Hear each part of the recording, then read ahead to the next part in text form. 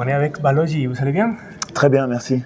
Super. Qu'est-ce que vous faites ici dans ce festival, Red Sea International Film Festival? Je fais une recherche ethnographique. Ça marche bien pour le moment? Pardon? Ça marche bien la recherche?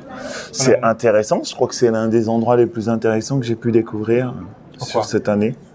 Qu'est-ce qu'il y a ici de différent par rapport à la Belgique C'est à plusieurs degrés. Je trouve que c'est socialement intéressant, culturellement, idéologiquement intéressant ou en tout cas questionnant. Ouais. Vous vous sentez bien quand même ici je suis arrivé hier et effectivement on peut se sentir que bien quand on est reçu de cette manière. Vous êtes ici parce que vous allez présenter Omen, oui. qui s'est déjà passé au Festival de Cannes. Oui. Maintenant, c'est ici. Comment c'était bien reçu le film ici hier? Ouais, je crois que l'accueil est bon. Mais écoute, on va voir, ouais, on va voir. Oui, parce que vous êtes en compétition, c'est ça? Apparemment, on est en compétition, ouais. Donc aujourd'hui, on verra, voilà, si vous avez eu la chance ou pas de gagner. Oh, ça va. Écoute, tu sais, la vie d'un jury dépend souvent de plein de facteurs, plein d'éléments que je ne contrôle pas, que je ne décide pas et qui des fois reposent pas souvent sur le meilleur film, sont souvent des compromis entre plusieurs propositions, entre des choix idéologiques, culturels. Ouais.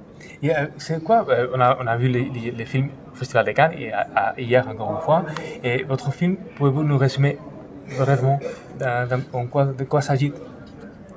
Augure est un film qui parle, un film choral sur 4 personnes qui sont considérées comme sorciers et sorcières dans une espèce d'Afrique fantasmagorique et comment ils vont s'entraider les uns les autres pour sortir de leur assignation de sorciers et de sorcières à travers l'expérience du deuil, de la réconciliation, du pardon.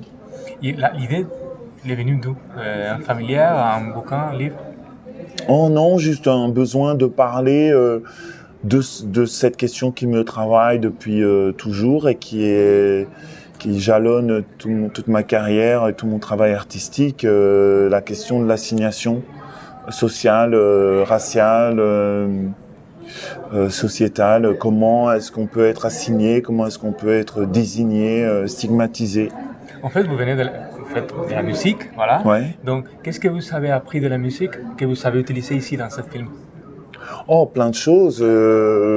Moi, j'aime bien cette phrase dans la musique qui dit qu'on entre dans une chanson pour les paroles. Pour la musique, on y reste pour les paroles. Et que, en fait, c'est intéressant de faire les choses avec plusieurs grilles de lecture. Et le cinéma permet ça, en fait, permet de raconter des choses avec plusieurs grilles de lecture.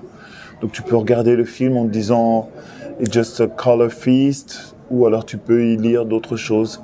C'était compliqué de faire ce film à niveau financier? Vous avez trouvé des coproductions facilement ou c'était compliqué? C'était l'enfer parce que personne n'en voulait. Pourquoi? Personne n'y croyait. Tout le monde avait énormément de réserves sur cette proposition. Donc, ouais, c'était pas évident, ouais. C'est différent par rapport à la musique, non? La musique, peut-être, c'est quelque chose de plus solitaire, non? Pour la création.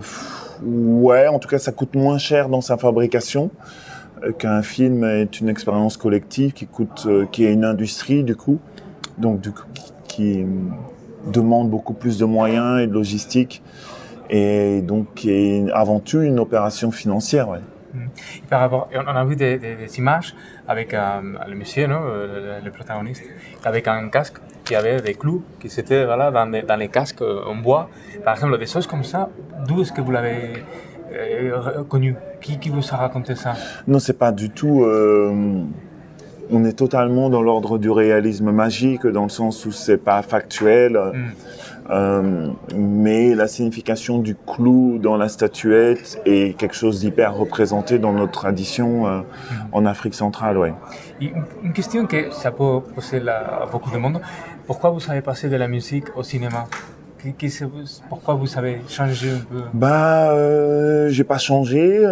C'est juste qu'en fait que l'industrie du cinéma est pleine de gatekeepers qui n'ont pas voulu que des gens comme moi aient leur place dans le cinéma, vu que j'ai pas fait d'école de cinéma, que j'ai pas été premier assistant pendant 15 ans et donc l'accès au cinéma ne m'était pas autorisé, n'était pas quelque chose que l'industrie et les fonds de subvention ne voulaient pas m'accorder. Mais alors, vous avez eu des subventions ou pas à la fin? J'en ai eu de 2 pays sur tous ceux à qui on a demandé et qui ont tous dit non. C'était la Belgique? La Wallonie. La Wallonie? La Wallonie, parce que la Flandre a dit non, et la Hollande. Et tous les autres n'ont pas voulu nous aider. Ouais. Petite question, on a vu des films vraiment différents dernièrement. On a vu Amal, on a vu Rebel, tout ça fait par la Belgique. Maintenant, on voit votre film. Est-ce que pensez-vous que la Belgique, vraiment, c'est vraiment puissante à niveau des films différents? Oh, je sais pas du tout. Je peux pas dire des choses comme ça. Parce que je trouve qu'il y a des propositions de cinéma extraordinaires en Amérique du Sud, en Asie, aux États-Unis, il y a un cinéma qui est hyper intéressant aussi. Je pense pas que c'est lié à une origine. Je crois que ce qui peut faire la force du cinéma belge, c'est moins d'obligations de rentabilité.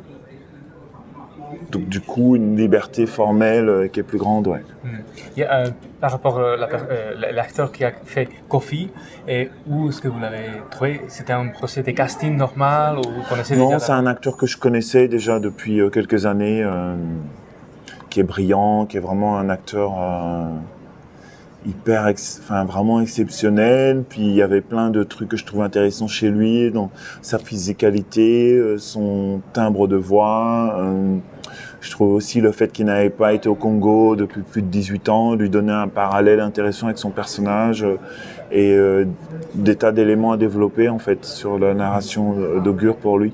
Et c'était quoi le plus compliqué? Peut-être faire la direction d'acteur ou parler avec les gens au Congo, avec les associations là-bas?